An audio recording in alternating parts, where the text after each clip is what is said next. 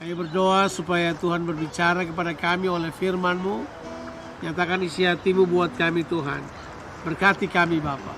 Kami bersyukur berterima kasih dalam nama Tuhan Yesus Kristus. Amin. Amin. Amin. Apa kabar saudara-saudara?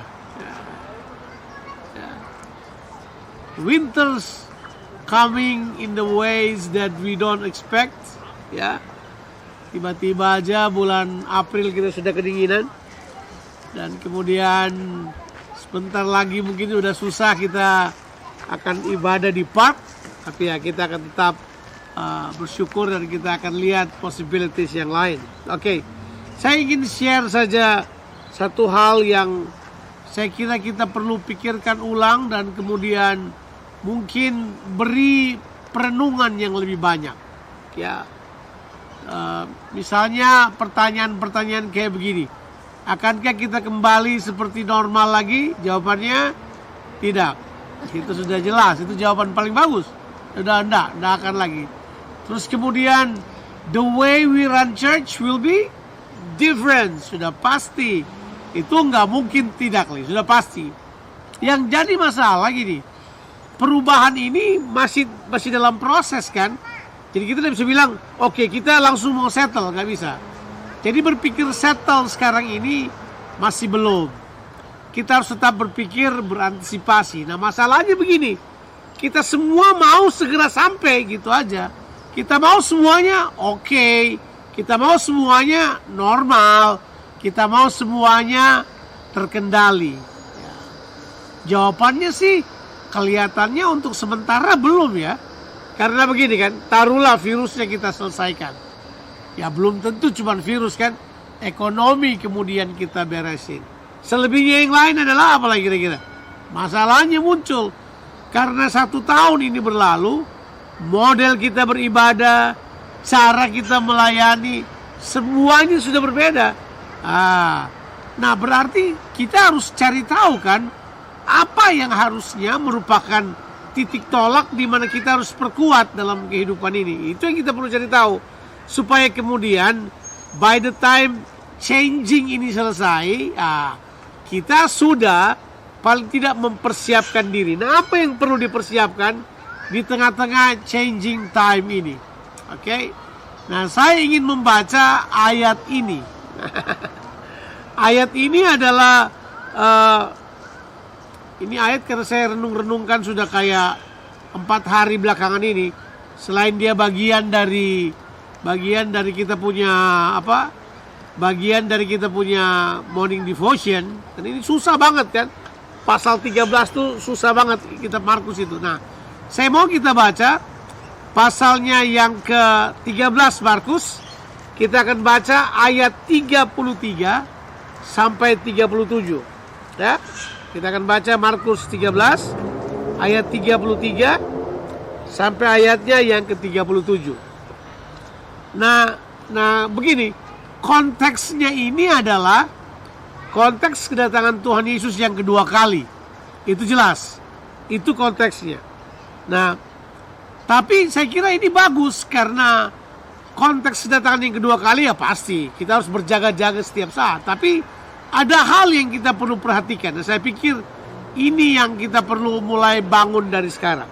Ya, mari kita baca Markus 13 ayat 33 sampai 37. Hati-hatilah dan berjaga-jagalah, sebab kamu tidak tahu bila manakah waktunya tiba. Dan halnya sama seperti seorang yang bepergian, yang meninggalkan rumahnya dan menyerahkan tanggung jawab kepada hamba-hambanya, masing-masing dengan tugasnya, dan memerintahkan penunggu pintu supaya berjaga-jaga.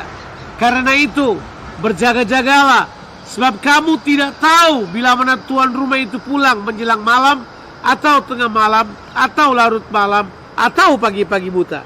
Supaya kalau ia tiba-tiba datang, jangan kamu didapati sedang tidur. Apa yang kukatakan kepada kamu, kukatakan kepada semua orang. Berjaga-jagalah. Oke, highlight beberapa hal penting dulu.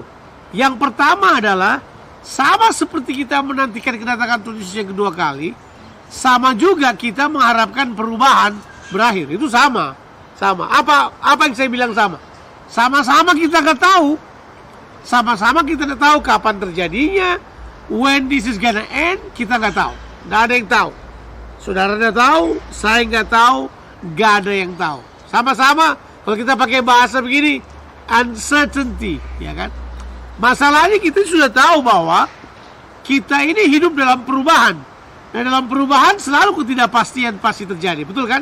Kalau ada hal yang pasti terjadi adalah kita pasti berubah. Bumi pasti berubah. Cara pendekatan pasti berubah. The church will be changed, itu pasti. Semua orang akan mengalami perubahan. Berarti begini, berjaga-jagalah itu adalah, ini dia nih, saya definisikan dulu. Itu adalah sebuah sikap antisipatif terhadap apa saja yang Tuhan mau bawa dalam kehidupan kita. Oke. Jadi kalau kita bilang berjaga-jaga itu adalah sikap antisipatif terhadap apa saja yang Tuhan mau bawa dalam kehidupan kita. Nah, kalau kita sudah punya sikap ini, saya yakin begini, apapun yang terjadi, kita akan segera mengantisipasi. Tapi ada 3 hal yang saya mau kita perhatikan dalam pembacaan ini. Ada 3 hal. Yang pertama yang kita harus perhatikan, adalah selalu memperhatikan tanggung jawab. Tanggung jawab itu harus dia tulis kan, ya, ditulis dengan jelas itu ayat 34, sama seperti orang yang bepergian yang meninggalkan rumahnya dan menyerahkan tanggung jawab. Semua kita punya tanggung jawab, ya, sebagai suami, sebagai istri, sebagai anak, sebagai pelajar, sebagai pekerja, sebagai bos, sebagai bawahan, kita semua punya tanggung jawab. So, hang into that. Tanggung jawab harus ada. Dengan kata lain begini, di tengah-tengah ketidakpastian ini, salah satunya hal yang kita harus pasti adalah begini, kita harus hidup dalam tanggung jawab. Harus, tanggung jawab itu penting sekali. Kita harus memiliki tanggung jawab. Ya, artinya tanggung jawab itu ada 2 artinya. Arti menerima tanggung jawab itu adalah, yang pertama adalah setia mengerjakan apa yang dipercayakan. Nah, sekarang yang kedua adalah komit. Nah, ini dia nih, komitmen pada apa yang harus kita selesaikan. Itu jelas, itu tanggung jawab namanya. Artinya komitmen itu to see yourself at the end of the course. Itu komitmen. Komitmen adalah kita bergerak melihat diri kita menyelesaikan sampai akhir finish nanti, sampai garis akhir. Itu komitmen. Nah, kita tentu tahu bahwa tanggung jawab dan komitmen ini adalah hal yang paling mendasar dalam kehidupan kekristenan kan. Dasar banget. Saudara tidak perlu pintar untuk tahu bahwa tanggung jawab dan komitmen adalah hal yang sangat penting. Nah, sekarang begini, bagaimana kita tetap hidup dalam tanggung jawab dan komitmen? Nah, ini dia ini. Ini adalah hal yang penting. Sementara begini, ya sekarang ini, ya kan, saudara pergi ke gereja, itu saudara tidak suka, tinggal 1 jari, flip, sudah ganti gereja lain, selesai. Saudara tidak suka, sudah flip. 1 hari Minggu, you can flip to 10 churches, like that. Akibatnya apa? Akibatnya sangat mudah kita menjadi apa? Uncommitted. Terbiasa tidak committed kepada apa yang harus kita selesaikan. We never see ourselves to the end of the race. Kita tidak pernah lihat diri kita sampai di akhir garis finish. Kita kemudian mulai hidup dalam sebuah pilihan yang jauh lebih banyak. Nah, ini dia ini. Dunia sekarang tawarkan pilihan jauh lebih banyak sekarang ini. Sangat banyak, ya. Coba kita scroll aja programnya kita. Pilihannya banyak sekali. Sangat banyak. Pilihan NBN banyak. Pilihan acara televisi banyak. Tiap hari saya ditawarin apa aja. Stand. Apalagi setiap hari nongol di saya itu. Ayo, stand, ayo commit. Dada. Kita free trial terus. Udah 6 bulan free trial. Dia juga capek barangkali. Tapi isunya jelas. Kita ini sebenarnya ditawarkan pilihan yang jauh lebih banyak. Nah, sekarang apa yang harus kita kerjakan? Nah, dalam 2 hal, tanggung jawab dan tentang komitmen ini. Karena sudah pasti begini kan, orang jadi lebih rendah komitmennya sekarang dalam segala hal loh. Pekerjaan, komitmen juga orang yang lebih rendah. Orang pindah kerja lebih banyak sekarang, ya kan? Ya. Tadi baru cerita-cerita, orang ganti jurusan lebih gampang juga sekarang, ya kan? Baru ngobrol-ngobrol bahwa orang apa aja lebih gampang. Semua apa sekarang? Gampang. Mau pindah kerjaan, nggak suka pindah, semuanya pindah. Jadi orang nggak terlatih lagi untuk komit. Komitmen bukan pilihan kehidupan lagi. Nah, kita harus tetap komitmen. Nah, bagaimana kita menjaga komitmen kehidupan kita? Apa? Bagaimana kita menjaga komitmen kehidupan kita? Dua hal saja pertimbangan yang coba saya bagikan buat kita.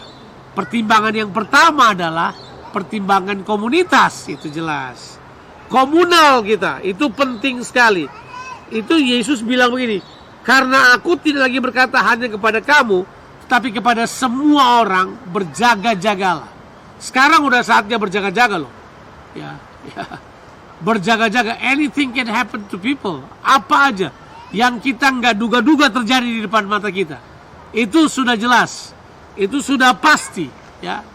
Yang pasti cuma satu, bahwa Yesus akan tetap menjadi tujuan kehidupan kita, itu jelas.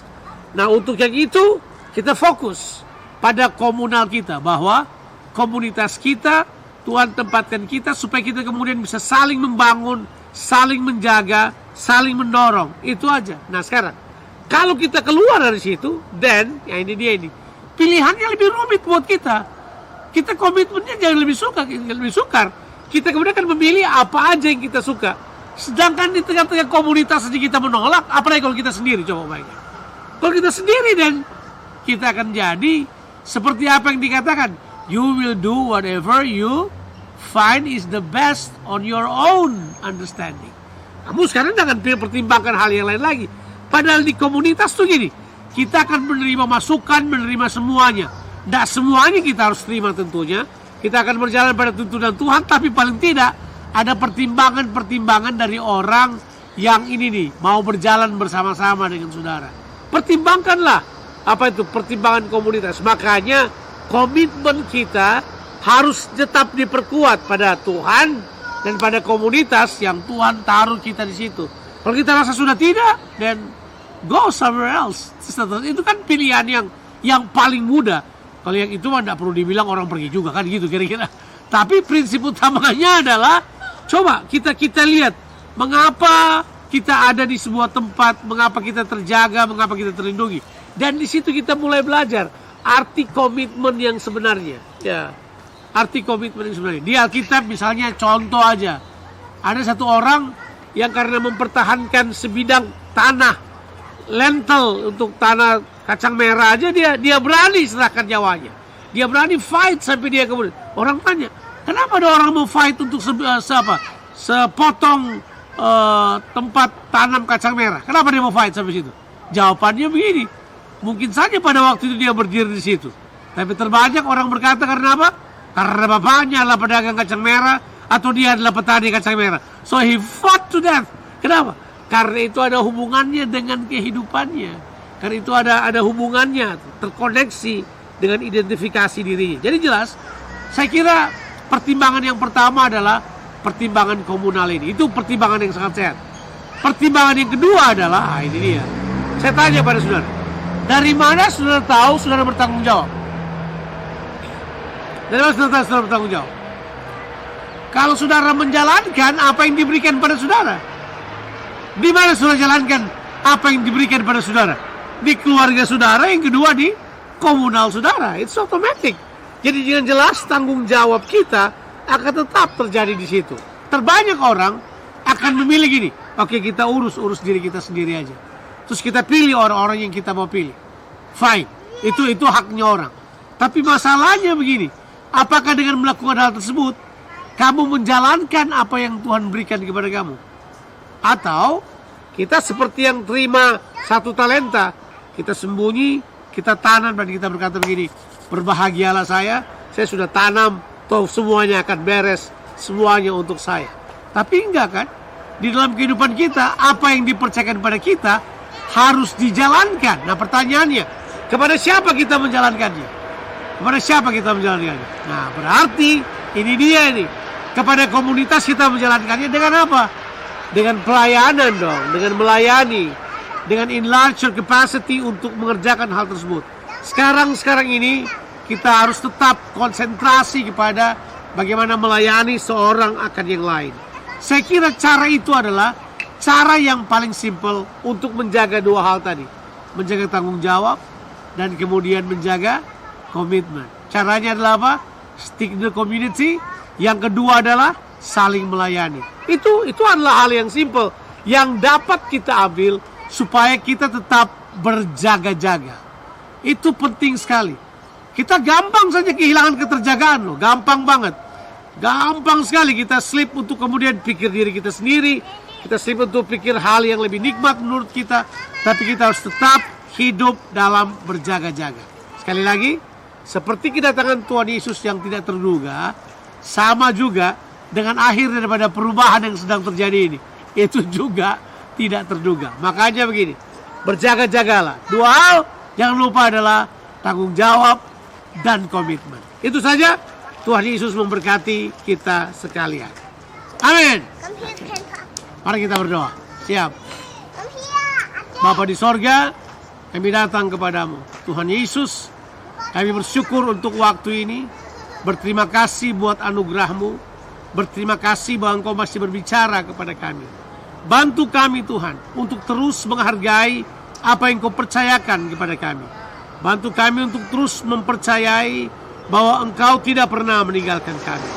Bantu kami untuk terus menjadi orang yang bertanggung jawab dan komit pada semua yang Kau berikan kepada kami. Tuhan, tolong kami, biar kami hidup seperti yang Kau kehendaki. Hamba-Mu berdoa Tuhan, kiranya Tuhan menerjemahkan kebenaran firman Tuhan ini dalam kehidupan setiap kami. Terima kasih buat waktu ini. Kami bersyukur kepadamu dalam nama Tuhan Yesus Kristus. Haleluya. Amen. God bless you. Amen.